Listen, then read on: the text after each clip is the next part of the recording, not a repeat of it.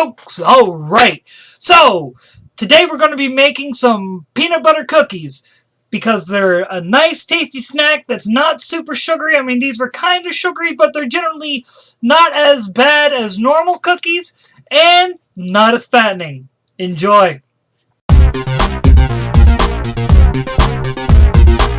Alright, so right off the bat, you want to be starting with 1 cup of peanut butter. Now you want to make sure the way you put it into the measuring cup and spread it around that there's no air pockets, because you do want to have exactly 1 cup of peanut butter. Now I forgot to preheat or get the oven preheating to 350. Alright, now I'm getting that peanut butter right into the bowl. Look at that bowl action going on. Be glad you don't have the audio from this, because this is a whole lot of tinking. I'm just saying.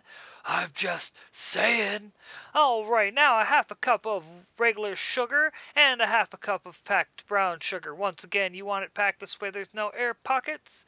Then you want one egg und ein Eier. Then 1 teaspoon of baking soda. And make sure to scrape it along the top so you have exactly 1 teaspoon. Now see, the vanilla I'm using here is not imitation vanilla, it is real vanilla, and you want a teaspoon of that as well. And then we're gonna move on to the salt. Not much, because you're just trying to get it in there. Now with your mixer, you want to make sure that you have everything well mixed. You don't want to be having any pockets where it's just kind of because you didn't get in there good enough and make sure it was all mixed properly. And look at that. Look at that beautiful mix in action. Alright, now with that, we get the cookie sheet on the table. A little bit of Pam on the pan to make sure that the cookies don't stick.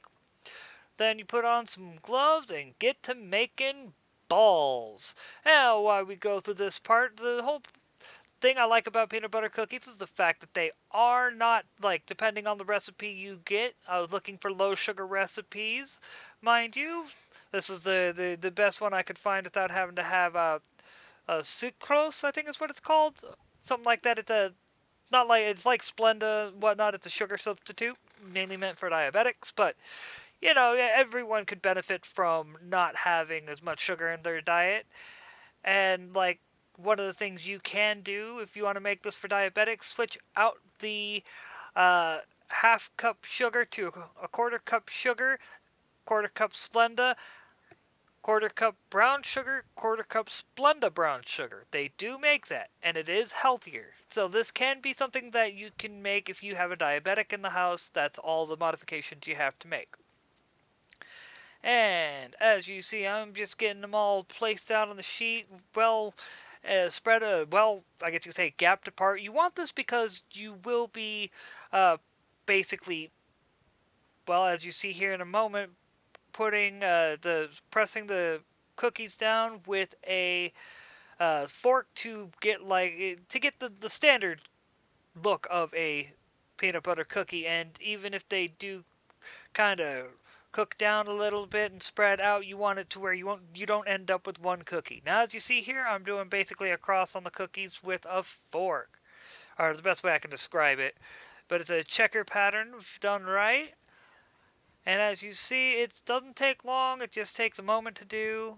But you don't want to leave them the way they are, because these cookies, if made right, will not fall. They will stay in that shape. Alright. And into the oven they go. And out of the oven they come. Booyah, look at that. Look at those beautiful looking cookies. Alright. As you see, they rise up and grew a little bit. That's good. They didn't fall.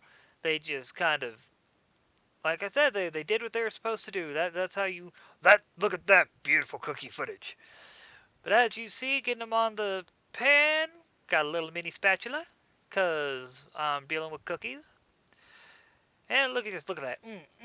Just all those delicious peanut butter cookies. Which, mind you, I only made a regular batch. While the recipe says it makes 30 cookies, I made them a bit smaller. So you could probably get a good, like I said, at least 40 out of this, depending on how big you make them. So if you want about 80 cookies, 60 to 80 cookies, you'd want to make a double batch. But as you see, I'm just getting them on there. Now, mind you, I had gone through a good majority of the cookie dough, so at this point it's not going to be a full cookie sheet. But, it's still going to be a bunch of delicious cookies coming out of the oven here in a moment. And as you see, I'm scraping the last little bit out of the oven, trying to get it to where we have that last little cookie. And there goes the checkering with the fork. Bink, bink, bink, bink, bink, bink. I'm just saying. Look at that. Look at that. Don't you wish you had epic cookie skills like that, son? And into the oven they go. And yes, I stole a cookie. Don't judge me. I stole a fresh one right out of the oven. Baked goods have always been a weakness of mine. I admit it. And look at that. Oh, yeah. Hmm? Oh. Nom. Alright, well I hope you folks enjoyed this video. Like, subscribe, ring the bell, share. Follow me on Minds, Gab, Instagram, and Parlay at Bob Jones Comic Wars. Follow me on Twitter, which is my main thing, at Brainiac420. And follow me on BitChute as Bob Jones. And with that, I shall catch you folks later.